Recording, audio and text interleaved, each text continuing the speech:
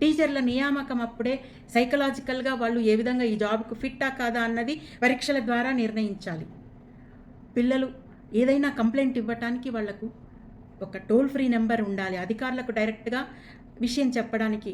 ఇక్కడ పిల్లలు ఏది ఇబ్బంది పడ్డా, పేరెంట్స్ ఏమి ఇబ్బంది పడ్డా టీచర్లకు చెప్పి, ప్రిన్సిపల్కి చెప్పి వాళ్ళు పట్టించుకోక అధికారులకు డైరెక్ట్గా ఫిర్యాదు చేసే విధంగా ఒక హెల్ప్ లైన్ నెంబర్ని క్రియేట్ చేయండి.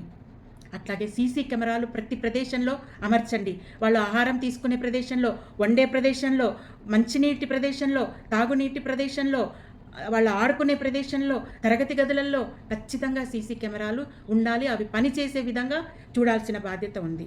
పాఠశాలలో క్రమం తప్పకుండా భద్రతా అవగాహన కార్యక్రమాలు ఏర్పాటు చేయాలి. ఈ పిల్లలకి ఇవన్నీ నేర్పించినట్లయితే ఈ భూపాలపల్లి ఘటన మరో పాఠశాలలో జరగకుండా ఆపడానికి అవకాశం ఉంటుంది. విద్యాశాఖ అధికారులను రెగ్యులర్ విజిట్స్ చేయమనండి.